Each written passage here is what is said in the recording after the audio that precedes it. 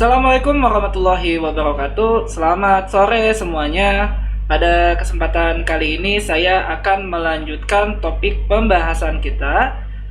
Di topik pekan ketujuh ini, saya akan membahas terkait dengan rencana penelitian atau bagaimana kita membuat rencana penelitian.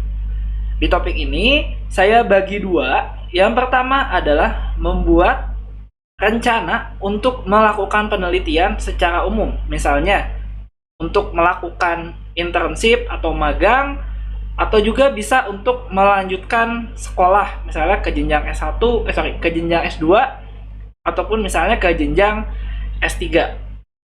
Dan pada bagian terakhir, saya akan menjelaskan juga terkait dengan proposal untuk membuat tugas akhir atau skripsi. Khususnya untuk S1 terapan di Politeknik Negeri Jakarta, kita namakan adalah skripsi, bukan tugas akhir. Nanti terkait dengan definisi apa yang membedakan skripsi dan tugas akhir, saya akan bahas kemudian. Mari kita mulai untuk topik yang pertama. Baik, yang pertama di sini, apa itu rencana penelitian? Jadi rencana penelitian itu sering juga disebut sebagai research plan. Ini bahasa Inggris ya, research plan. Nah, rencana penelitian ini dia sedikit berbeda dengan proposal penelitian. Walaupun isinya sama, ini adalah apa yang akan kita ajukan untuk melakukan penelitian di masa yang akan datang. Tapi biasanya tujuannya agak sedikit berbeda. Kalau proposal penelitian, itu biasanya kita ajukan untuk mendapatkan dana. Dan biasanya untuk proposal itu formatnya lebih baku, lebih kaku ya. Dibandingkan kalau kita membuat semacam rencana penelitian saja atau research plan. Untuk proposal penelitian sendiri, misalnya, itu diajukan ketika ada mahasiswa yang ingin mengikuti lomba, misalnya seperti Pekan Kreativitas Mahasiswa, atau juga diajukan oleh peneliti ketika akan mengajukan dana, misalnya ke kampus ataupun ke kementerian terkait dengan dana-dana hibah penelitian. Kemudian apa sih tujuan kita membuat rencana penelitian? Tujuan kita tentu saja adalah kalau mahasiswa adalah untuk lulus kuliah. Sedangkan bisa juga mahasiswa itu terutama untuk mahasiswa S2 atau S3 itu internship-nya itu lebih ke arah penelitian. Beda dengan mungkin ke sarjana terapan atau D3 yang internship-nya atau magangnya itu lebih ke bagaimana bekerja di industri. Selanjutnya adalah untuk mencari kerja, terutama kerja-kerja atau jenis pekerjaan yang memang berhubungan dengan penelitian. Misalnya pekerjaan di lembaga penelitian. Misalnya kalau di Indonesia ada LIPI, ada Batan, ada Bapeten, dan lain-lain. Kemudian ini juga bisa untuk menunjang karir kita, terutama yang memang pekerjaannya terkait dengan penelitian, entah sebagai peneliti ataupun sebagai guru ataupun dosen. Nah, sekarang adalah bagaimana kita membuat rencana penelitian. Di sini adalah ketika kita membuat rencana penelitian, kita artinya harus membuat suatu cerita yang baik. Membuat suatu cerita yang menarik. Jadi yang pertama adalah tentu kalau kita ingin membuat suatu cerita yang menarik, kita harus memiliki topik yang bagus atau topiknya bisa dibilang adalah topik yang penting. Terutama kalau kita ingin didanai dengan jumlah yang besar, itu tentu saja topik yang kita pilih memang harus topik yang bisa dibilang sedang in atau sedang up to date, sehingga orang yang akan memberikan dana akan tertarik untuk memberikan dana kepada kita. Jadi topik itu sangat penting di sini. Berikutnya adalah kita harus tuliskan secara spesifik.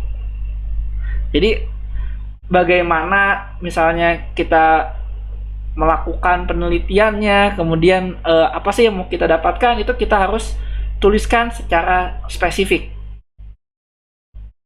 Berikutnya, walaupun spesifik, tapi usahakan untuk tetap singkat dan fokus pada tema utama. Jadi jangan kemana-mana. Jadi misalnya kita akan melakukan penelitian terkait topik A. Kita tuliskan dengan singkat, to the point, jangan terlalu bertele-tele, dan jangan sampai menyimpang dari tema utama yang sudah kita tentukan. Berikutnya adalah kita harus serius dalam menulis. Artinya di sini pastikan bahwa ketika kita menulis, terutama ketika kita menggunakan komputer, itu jangan sampai terjadi kesalahan seperti typo atau kesalahan pengetikan yang mungkin saja akan mengganggu penilai atau reviewer yang akan menilai rencana riset kita. Juga apabila kita menggunakan baik bahasa Indonesia ataupun mungkin dalam bahasa Inggris, jangan sampai terjadi kesalahan gramatika atau mungkin juga kesalahan yang membuat tulisan kita itu tidak gampang untuk dibaca. Misalnya kalau menulis itu usahakan selalu ada kalimatnya itu berbentuk subjek, subjek, predikat, dan objek. Jadi jelas. Jangan tiba-tiba kalimatnya hanya objeknya saja atau kalimat-kalimat yang tidak lengkap. Jadi kita harus memperhatikan kaidah-kaidah dalam melakukan penulisan. Tanda baca, kemudian juga jangan sampai ada yang typo, dan yang cukup parah kadang-kadang adalah terkait dengan kata sambung ya. Kalau dalam bahasa Indonesia seperti di, ke, dari, di, ke yang sebagai imbuhan atau di, ke yang menunjukkan tempat. Itu harus tahu mana yang dipisah, mana yang disambungkan. Nah, pertanyaan berikutnya adalah biasanya ketika kita membuat rencana riset atau rencana penelitian, berapa panjang sih harus kita tulis? Nah, ini bisa dibilang itu tergantung template kalau ada. Jadi, kalau rencana penelitian umumnya sih tidak terlalu panjang ya. Kalau kita terutama untuk yang istilahnya free format, jadi tidak ada format baku, tidak ada template, itu biasanya tidak terlalu panjang. Jangan buat rencana penelitian yang sampai berlembar-lembar, sampai mungkin 40 halaman. Kemungkinan tidak dibaca dan akan menyulitkan apa sih inti dari yang akan kita lakukan. Bahkan kalau kita tulis dalam bentuk proposal, misalnya proposal riset untuk mengakses dana-dana hibah yang disediakan oleh misalnya dana dari pemerintah, dari Kemendikbud, dana-dana yang menggunakan APBN, itu biasanya ada aturan berapa maksimal kata. Ada aturannya. Jadi untuk bagian pendahuluan, misalnya maksimal 500 kata. Untuk bagian metode, maksimal 600 kata. Bagian teori, maksimal 2000 kata. Jadi memang itu sudah ada guidance-nya. Jadi kalau kita tulis itu harus sesuai dengan template, kalau ada. Yang sering jadi permasalahan adalah, ini pernah saya lihat bahwa mahasiswa di PNJ sendiri ketika menulis proposal, ini sama agak mirip ya dengan rencana ya, itu terlalu bertele-tele terutama di bagian teori, yaitu copy paste atau menyalin ulang apa yang ada di buku. Itu yang sering menjadi kesalahan fatal. Jadi pengennya panjang gitu. Jadi ya semua ditulis. Jadi seperti mau bikin buku ya. Padahal tidak seperti itu. Intinya jadi malah tidak dapat. Nah, ya kalau free format kalau tidak ada format bakunya, usahakan adalah 1-4 halaman saja sudah cukup. Kemudian, bagaimana kita membuat suatu impresi yang baik? Impresi dalam artian ketika reviewer atau penilai membaca tulisan kita, maka reviewer itu akan, oh ini adalah sebuah rencana yang bagus. Jadi paper kita atau tulisan kita itu akan istilahnya adalah menarik perhatian untuk dibaca dan juga untuk diterima tentunya ya. Jadi satu ya, jangan panjang-panjang. Ini penting sekali. Orang akan malas, terutama untuk beberapa kasus, kalau reviewernya adalah orang-orang yang sibuk, itu akan tidak sempat untuk membaca tulisan yang sampai mungkin 20-40 halaman. Jadi tadi jangan panjang-panjang, cukup spesifik dan langsung to the point terhadap apa yang akan kita lakukan. Kemudian tadi tulis dengan hati-hati, jangan sampai ada kesalahan-kesalahan yang dalam tanda kutip ya, itu tidak enak dipandang oleh mata. Misalnya kesalahan pengetikan, itu yang paling sering terjadi adalah kesalahan pengetikan, atau bahkan juga ketidakkonsistenan dalam menggunakan singkatan, menggunakan istilah, atau menggunakan kata serapan dalam bahasa Inggris. Misalnya, komputer, itu kan sudah ada ya dalam bahasa Indonesia, kata komputer sudah diserap pakai K. Tapi mungkin karena ada yang copy paste atau bagaimana, kadang-kadang ada yang ditulis pakai C, computer itu ya. Atau juga untuk misalnya istilah-istilah atau bahan kimia gitu yang kadang-kadang diambil dari bahasa Inggris. Misalnya adalah karbon dioksida gitu ya. Itu kan dalam bahasa Indonesia sudah ada. Tapi bisa jadi ketika kita tulis, kadang-kadang kita tulis karbon dioksida. Kadang-kadang kita tulis CO2. Kadang-kadang kita tulis karbon dioxide. Nah, ini yang akan membuat reviewer ini tidak nyaman. Jadi harus hati-hati ya. Berikutnya, nah ini penting sekali, kita harus sertakan executive summary atau sering juga sebut ringkasan atau juga abstrak terkait teknik pembuatan abstrak. Ini akan saya jelaskan pada kuliah saya yang lain. Jadi biasanya untuk orang-orang yang melakukan penilaian, dia tidak akan membaca full secara penuh. Nah, cara membuat impresi yang baik bahwa penelitian kita adalah sesuatu yang penting, sesuatu yang menarik, dan layak untuk didanai atau layak untuk diterima adalah kita harus membuat abstrak yang baik. Dan abstrak ini bukan copy-paste atau salin dari tulisan yang kita ada. Bukan seperti itu. Misalnya teori, kita salin, kita tulis lagi. Pendahuluan, latar belakang yang tidak. Bukan seperti itu. Jadi abstrak ini adalah ringkasan yang lebih singkat. Umumnya abstrak itu yang bagus sekitar 200-300 kata. Dan itu sudah mencakup keseluruhan isi dari rencana penelitian kita. Jadi dengan membaca abstrak, maka orang akan paham apa latar belakangnya, apa tujuannya, apa yang akan kita lakukan, dan kira-kira outputnya apa. Itu sudah terangkum semua di dalam executive summary atau abstrak. Berikutnya adalah perhatikan layout atau tampilan. Terutama yang mengerjakan dengan software seperti Microsoft Word. Kalau memang free format ya, tidak ada template yang baku tadi, pastikan bahwa fontnya itu sama semua. Misalnya Times New Roman 12 semua. Kemudian spasinya juga sama. Misalnya 1,5 semua.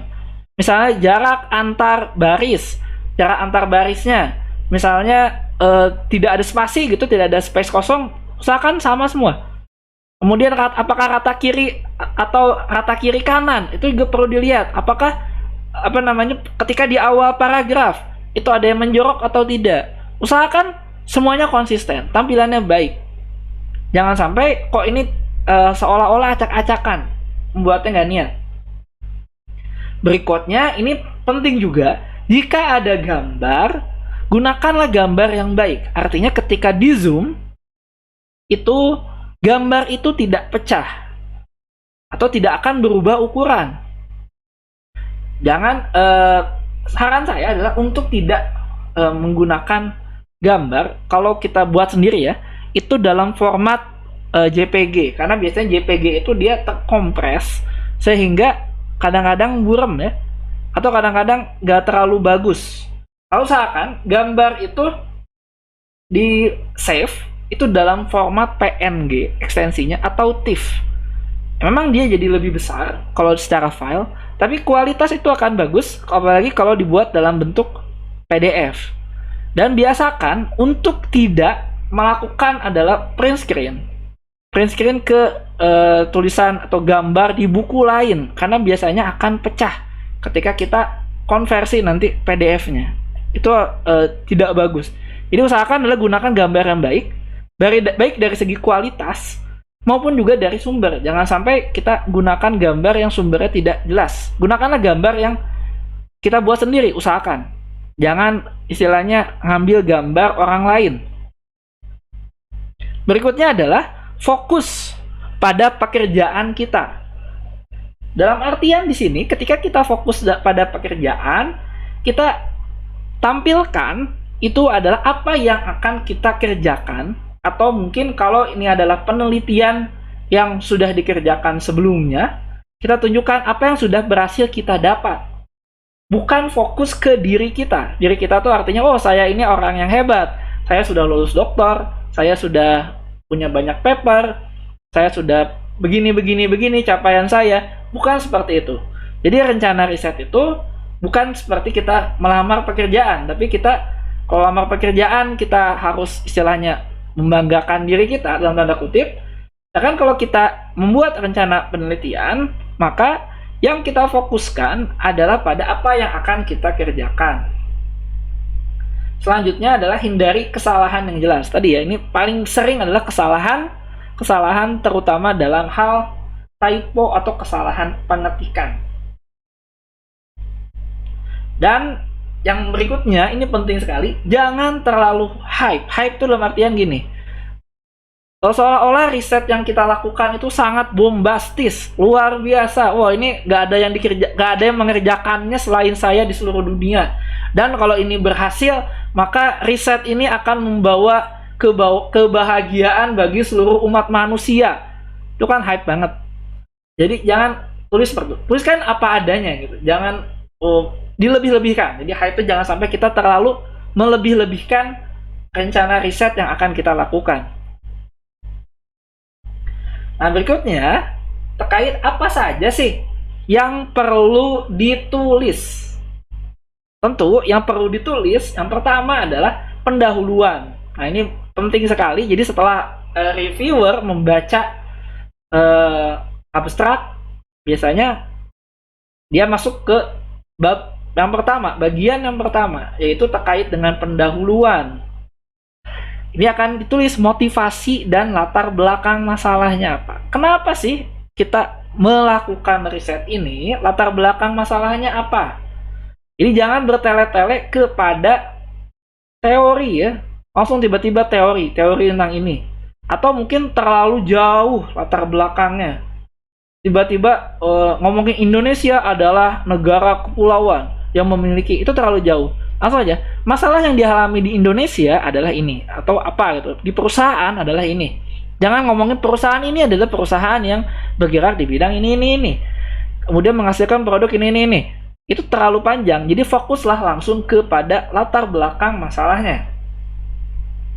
Kemudian ini sangat penting, sertakan hasil studi literatur yang relevan.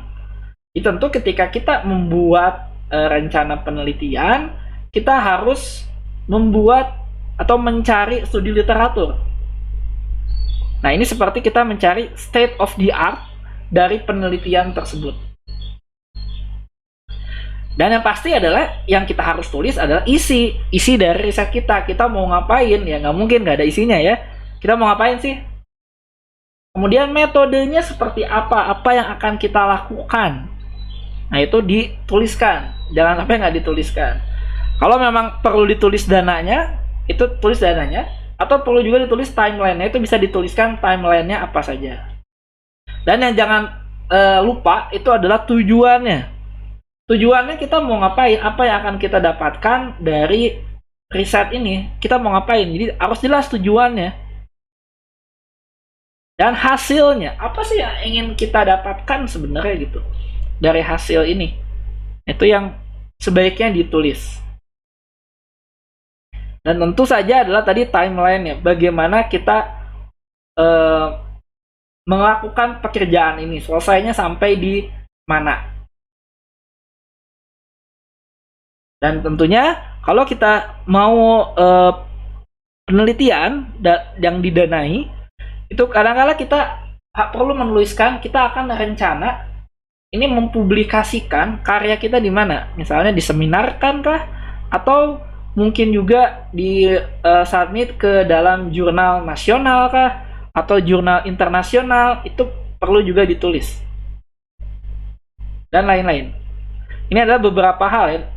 Jadi mungkin ada beberapa hal yang tidak perlu ditulis, karena rencana publikasi kalau misalnya untuk lamar sekolah ya ini jarang sekali. Tapi kalau untuk mengambil dana itu biasanya dana hibah penelitian, biasanya kita perlu menuliskan outputnya, rencana publikasi, kemudian outputnya misalnya hasilnya adalah purwarupa atau prototype, ataupun mungkin ke HKI ya, itu perlu ditulis.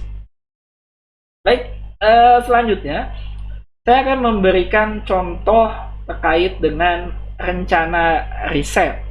Jadi mungkin ini contoh saja, ini belum tentu yang terbaik ya, belum tentu yang terbaik. Saya ambil 3 contoh. Yang pertama yang saya buat, yang kedua adalah 2 contoh rencana riset terkait dengan melamar beasiswa ke luar negeri. Jadi yang pertama di sini, oke, nah jadi ini adalah yang pertama ya. Yang pertama ini adalah ketika saya melamar internship. Jadi abaikan yang berwarna merah ya. Ini yang warna merah ini anggap saya tidak ada. Jadi yang pertama, kalau ini sudah ada template-nya. Kebetulan ini sudah ada template-nya, jadi saya harus menuliskan sesuai dengan template. Jadi yang bagian pertama ini adalah terkait dengan tema ya. Temanya apa? Judulnya seperti apa sih? Kemudian kapan ini akan dilakukan? Jadi ini bisa beda-beda ya, tergantung dengan template. Kebetulan template di tempat yang saya lamar itu dia seperti ini. Jadi kapan? Dari tanggal 27, dari tahun 27 ya. 27 itu 27 ini Heisei, berarti 2015 ya. Tahun 27 bulan 11 tanggal 1 sampai tahun depannya tahun 2016, tahun 28 ini 331. Jadi di sampai bulan Maret tanggal 31. Nah, kemudian ini adalah semacam eksekutif summary-nya. Nah, ini saya jelaskan karena riset saya terkait dengan oksigen sensor, jadi saya langsung tuliskan. Jadi, oksigen sensor ini adalah satu komponen yang penting di dalam reaktor nuklir, terutama di bidang ADS atau Accelerator Driven System. Nah, dengan menggunakan oksigen sensor, kita bisa ngapain aja. Udah masalahnya apa saja. Nah, kemudian tujuannya, the main purpose apa. Kemudian ini adalah metodenya. Saya langsung ke metodenya. Apa yang akan saya kerjakan? Ini apa saja? Kemudian apa saja yang akan diinvestigasi di sini?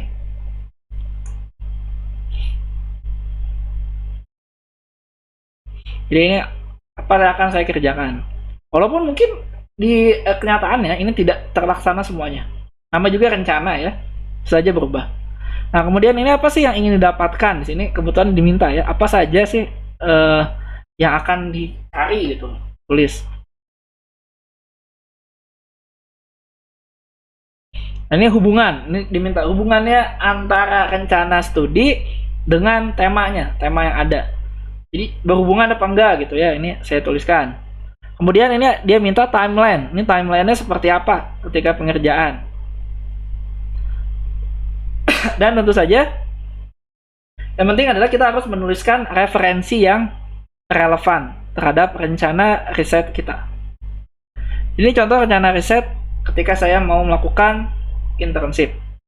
Berikutnya ada lagi, ini adalah rencana riset penelitian untuk sekolah. Ini adalah untuk mengajukan beasiswa pemerintah Jepang, Max, dan kebetulan orang yang saya ambil ini saya ambil dari internet ya.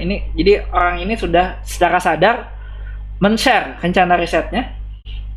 Jadi dia artinya ya bisa dipakai ya. Jadi ini bukan suatu hal yang rahasia. Dan ini adalah orang yang kebetulan keterima. Jadi saya tahu orang ini keterima beasiswanya. Jadi dia ini di bidang arsitektur ya. Di bidang arsitektur. Kemudian diminta ya, di sini adalah present field of study, artinya apa yang dia kerjakan saat ini. Dan ini adalah riset topik di Jepang. Dia mau ngapain risetnya. Nah ini bisa dibilang ya, ini tadi ya free format. Jadi dia mulai dari introduction terkait dengan apa sih yang ada di Jepang terkait public space. Nah kemudian metodenya, hasil yang akan didapatkan. Nah kemudian bagaimana dia di sana mau ngapain aja itu dijelaskan ya. Bahkan di sini dia jelaskan dia akan join internship karena ini kan untuk melamar sekolah ya. Jadi ini adalah rencana yang akan dia lakukan sampai di sini reference. Jadi pasti ada referensinya ditulis. Lalu contoh berikutnya adalah ini juga kebetulan sama, cuma beda tahun. Ini di bidang matematika. Ini untuk S2 dan S3. Nah, ini kali lagi ini temanya agak beda. Jadi dia ini free format ya. Kalau untuk apply beasiswa pemerintah Jepang itu research time-nya atau research plan-nya itu tidak ada format yang baku. Ini temanya apa? Kemudian dia jelaskan introduktorinya apa, pendahuluannya terkait masalah di bidang matematikanya apa gitu ya. Nah, ini motivasinya kenapa dia mau melakukan hal tersebut gitu ya. Lalu hasil-hasil yang berhubungan dengan teori yang ada itu seperti apa, tujuannya mau ngapain, kemudian ada tempatnya. Nah terus ini bagaimana mengerjakannya, research planningnya. Dan ini adalah referensinya. Oke, jadi lagi untuk rencana riset itu bisa dibilang itu tergantung dengan topik ya atau tema ya. Kadang-kadang tergantung dengan kita mau lamar mana, kita sesuaikan dengan template-nya. Nah begitu juga dengan proposal. Nah proposal di sini saya yang akan bahas adalah bukan proposal penelitian, tapi adalah proposal skripsi ya. Karena di sini erat kaitannya mata kuliah ini adalah bagaimana nanti kalian bisa menyusun skripsi dengan baik. Baik, untuk bagian ini terkait dengan proposal skripsi. Proposal skripsi, nah ini bedanya apa? Skripsi adalah karya ilmiah yang dibuat oleh mahasiswa sarjana terapan. Jadi ini kalian semua adalah sarjana terapan sebagai salah satu syarat yang harus dipenuhi guna memperoleh ijazah sarjana terapan dari Politeknik Negeri Jakarta. Sedangkan proposal skripsi adalah suatu rancangan penelitian yang akan dilakukan sebagai bahan utama penulisan skripsi yang paling tidak memuat 3 bab, yaitu pendahuluan, tinjauan pustaka, dan metodologinya. Selanjutnya adalah skripsi. Nah, tema skripsi ini dapat berbentuk penelitian, analisis, perancangan, rancang bangun, modifikasi, manajemen, studi kasus, atau yang sesuai dengan peminatan mahasiswa dengan kedalaman yang memadai setara level 6 KKNI. Nah ini untuk sarjana terapan di teknik manufaktur biasanya adalah berupa penelitian, perancangan, atau rancang bangun. Ini umumnya yang dilakukan oleh mahasiswa. Dan ini biasanya yang disetujui oleh ketua program studinya. Nah, sekarang adalah perbandingan antara tugas akhir dengan skripsi. Jadi tugas akhir itu khusus untuk mahasiswa D3. Di mana di sini terkait dengan hipotesis, tugas akhir itu tidak perlu, sedangkan skripsi perlu. Kemudian kalau kepraktisan, ini tugas akhir itu akan menghasilkan produk aplikasi yang berjalan sesuai dengan perancangan. Sedangkan kalau skripsi bisa bersifat praktis Akan tetapi harus didasari oleh aspek teori pendukung yang kuat. Jadi teori pendukung tentunya adalah kalian harus bisa melakukan studi literatur yang relevan. Sedangkan ketika kita bicara tugas akhir, mungkin dari sini dari beberapa baru saja mengerjakan tugas akhir ya tahun lalu, itu tidak dituntut ya untuk memiliki studi literatur yang bagus. Kemudian terkait dengan originalitas atau keterbaruan, ini diharapkan semuanya original, jadi baru, dan kalau TA boleh bersifat pengembangan. Sedangkan ketika skripsi, kalau mau mengembangkan itu harus ada pengembangan yang signifikan. Kemudian area cakup pembahasannya, kalau tugas akhir itu lebih tidak lebar ya. Ini temanya lebih fokus, sedangkan skripsi mungkin bisa agak meluas. Tingkat kesulitannya, nah ini kalau tugas akhir itu mudah dan sederhana, sedangkan skripsi itu ada data dan analisis yang mencukupi. Terkait dengan metode pembahasan, kalau TA tidak perlu analisis mendalam. Nah ini kalau skripsi harus disertai analisis yang mendalam dan didasari referensi yang kuat. Jadi sekali lagi kalian memang harus mencari literatur-literatur yang relevan. Kemudian kontribusi kepada ilmuwan pada skripsi ini diharapkan dapat memberikan kontribusi pada keilmuan praktis dan memungkinkan memberi kontribusi pada bidang non-praktis yang signifikan jika hipotesis yang diajukan berhasil dibuktikan. Kemudian terkait dengan inovasi, ini adalah penerapan teori disertai dengan analisis tentang hasilnya, bisa penggunaan teknologi terkini, topik yang baru di dunia teknologi informasi. Dan hasilnya ini harus berorientasi hasil analisis produk atau alternatif pemecahan masalah, pencarian solusi bagi permasalahan. Dan tren topiknya di sini adalah berganti setiap satu periode masa tugas akhir. Jadi bisa dibilang topiknya itu jangan sampai topiknya sama seperti tahun-tahun sebelumnya. Sedangkan kalau TA boleh 2-3 periode masa tugas akhir. Nah, sekarang adalah terkait dengan kerangka proposal skripsi itu seperti apa. Jadi mahasiswa yang akan melakukan skripsi ini diharuskan membuat proposal sesuai dengan topik yang dipilih, yang akan tentunya dijadikan pegangan bersama bagi mahasiswa bersangkutan, pembimbing maupun panitia dalam melaksanakan membimbing dan memantau pelaksanaan skripsi yang bersangkutan. Terkait dengan pengajuan proposal, ini adalah tahap paling awal dari pelaksanaan skripsi. Setelah disetujui oleh pembimbing, nah ini proposal diserahkan kepada panitia skripsi. Jadi pembimbing itu biasanya boleh dipilih ya oleh mahasiswa mau siapa. Dan kalau bisa harus ada konsen ya, atau persetujuan dari orang yang akan dibimbingnya. Terkait dengan format proposal, jadi ini sesuai dengan buku panduan. Jadi bagian awal proposal pertama terdiri dari 1 halaman sampul. Ini bisa dilihat di bagian panduan ya, ada ya halaman sampulnya seperti apa. Lihat di lampirannya. Halaman pengesahan ada lampiran 1B. Penilaian proposal juga harus ada halamannya di lampiran 1C. Daftar isi, daftar tabel, dan berikutnya adalah daftar gambar jika ada, daftar lampiran jika ada, daftar istilah ini jika diperlukan. Tentu juga kalau kita terkait dengan notasi-notasi ya, misalnya dengan rumus-rumus yang akan digunakan, maka daftar notasi ini perlu juga dilampirkan, ditulis. Dan harus ada ringkasan, maksimum 1 halaman. Jadi walaupun proposalnya mungkin sekitar 20 halaman, kalian harus dapat merangkum ke dalam 1 halaman saja. Nah, pada bagian ringkasan ini harus dikemukakan tujuan jangka panjang, target khusus yang ingin dicapai, serta metode yang akan dipakai dalam pencapaian tujuan tersebut.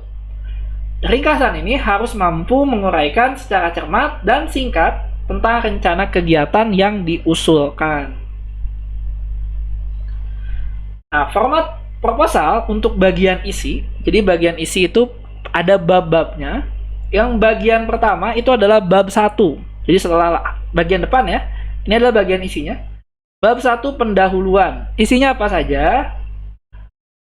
Jadi bab 1 itu harus menguraikan latar belakang pemilihan topik. Kenapa kita pilih masalah ini?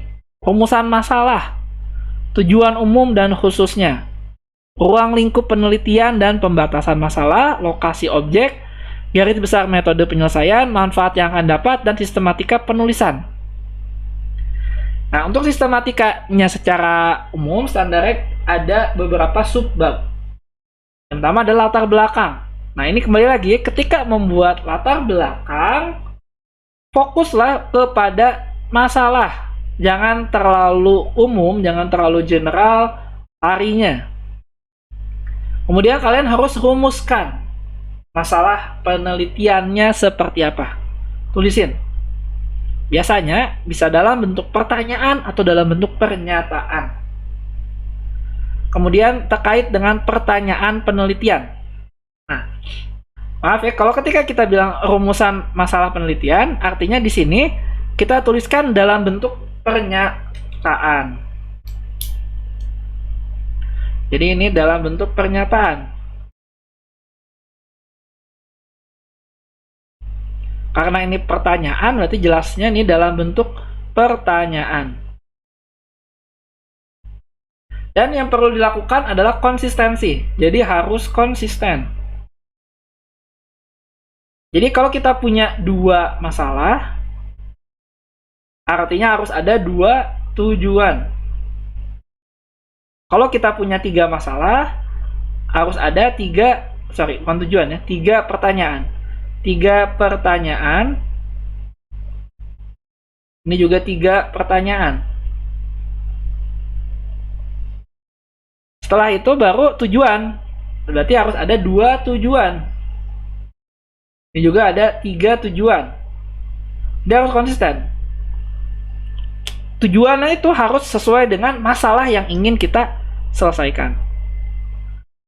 Setelah itu adalah manfaat. Jadi manfaatnya apa dari penelitian ini? Kalau kita misalnya bekerja sama dengan suatu perusahaan, ya manfaat bagi perusahaan apa? Biasanya manfaat bagi individu, perusahaan, dan institusi. Misalnya PNJ itu apa? Baru terkait dengan sistematika penulisan skripsi. Ini terkait dengan bab-babnya. Bab ini, bab ini, bab ini.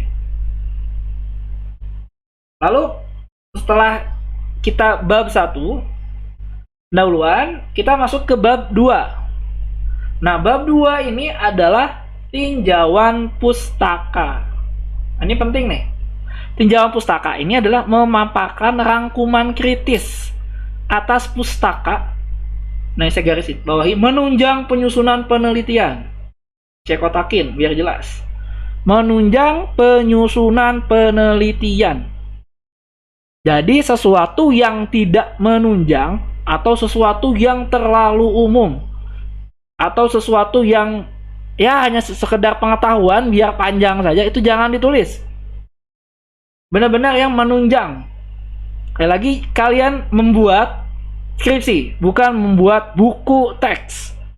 Jadi nggak usah ditulis semua teori yang kalian pelajari di kuliah, itu tidak perlu. Jadi di sini harus yang menunjang, jadi meliputi pembahasan tentang topik yang kalian kaji lebih lanjut. Kalau kalian gunakan suatu rumus, persamaan, atau teori, silakan ditulis. Tapi kalau tidak ada hubungannya, tidak perlu dituliskan. Jadi sekali lagi, bukan panjang-panjangan. Idealnya kalau kita mengacu kepada Simlitabmas untuk proposal penelitian hibah, itu tinjauan pustaka itu sekitar maksimal adalah 2000 kata. Ini sudah maksimal. Sedangkan tadi, pendahuluan, idealnya berapa kata sih? Kalau kita bikin pendahuluan, itu idealnya adalah 600 kata. Maaf, kalau Simlitabmas ini 500 ya, maaf. Ini adalah 500 kata. Jadi di pendahuluan usahakan 500 kata. Jadi fokus kepada permasalahannya. Kemudian di sini tinjauan pustaka 2000 ya. Jadi nggak usah panjang-panjang. Apa saja harus ada landasan teori. Nah, ini teori ini Sekali lagi, yang berhubungan saja. Nggak usah ditulis semua ya. Ini mahasiswa itu senangnya pengennya panjang-panjang. Padahal nggak penting. Kemudian kajian literatur. Nah, ini yang penting di sini. Kajian literaturnya. Karena literatur yang dipakai harus paling tidak itu yang terbaru. Harus ada. Nanti ada saya tuliskan berapa sih minimalnya yang harus ada. Nah, ini kemudian kerangka pemikiran dan pengembangan hipotesis jika ada. Nah, ini harus ada nih. Harus ada. Jikanya sebenarnya dicoret. Kenapa? Karena tadi yang membedakan antara tugas akhir dan skripsi adalah di hipotesisnya ini. Selanjutnya adalah penambahan subbab derajat kedua, ketiga itu pada setiap subbab digunakan sebagai dasar penulisan skripsi. Jadi di sini ini yang wajib ada. Wajib ya. Wajib ada. Cukup 3 subbab saja. Nah, yang jadi catatan adalah kajian literatur ini harus menggunakan minimal papernya adalah 10 paper. Jurnal ya. Jurnal itu artinya bukan proceeding. Kalau proceeding adalah output dari seminar atau conference. Dengan jurnal itu sudah pernah dijelaskan ya, bedanya apa? Itu diterbitkan secara periodik. Minimal 10. Nggak kurang. Dan rujukan utama adalah 8 tahun terakhir. Jadi paling tidak ada 10 paper minimal ya. 8 tahun terakhir. Artinya kalau tahun 2021 itu minimal paper yang kalian ambil ada di tahun 2013. 10 ini ya. 2013. 8 tahun dari sekarang. Selanjutnya adalah bab yang ketiga. Nah, bab yang ketiga adalah metode penelitian. Nah, metode penelitian ini menguraikan tentang metode yang digunakan untuk menyelesaikan masalah penelitian. Meliputi prosedur. Prosedur itu cara-caranya ya. Langkah-langkahnya, step-stepnya. Pengambilan sampelnya gimana? Pengumpulan datanya bagaimana? Kemudian teknik analisis atau teknik perancangannya. Nah, untuk metode penelitian di sini boleh buat diagram alir. Silahkan buat diagram alir untuk proposal ya. Nah, proposal silahkan kalian pakai diagram alir. Nah, idealnya tadi metode ini adalah 600 kata. Nah, yang wajib ada di subbabnya itu adalah jenis penelitian. Ini jenis penelitiannya apa sih? Ini sudah saya jelaskan di pertemuan pertama ya. Objek penelitian. Jadi, apa yang diteliti gitu. Ini apa yang diteliti.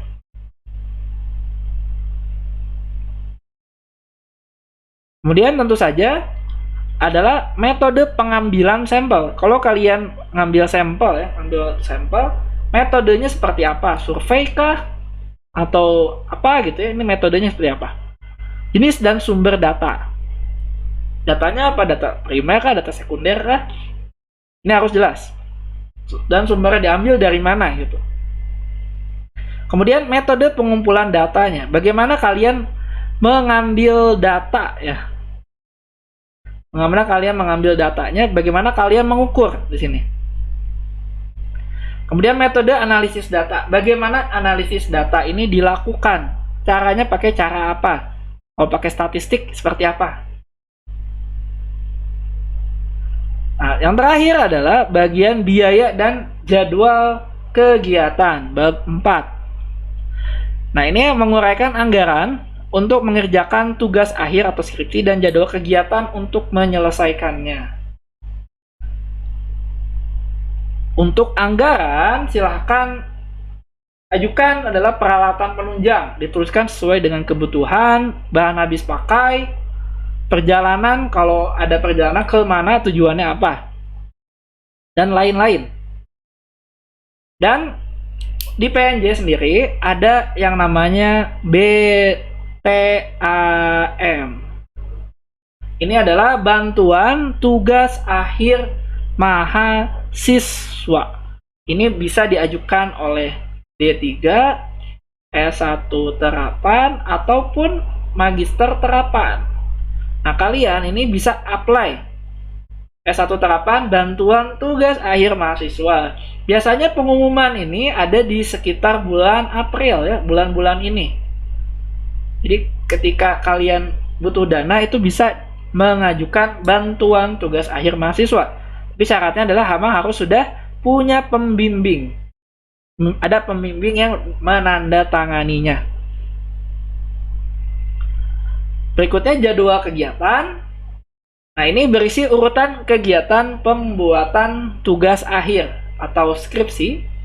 Mulai dari pengajuan proposal, jadi dari ngajuin proposal ya, bukan dari mengerjakan, sampai dengan pengajuan sidang. Dalam satuan minggu perkuliahan.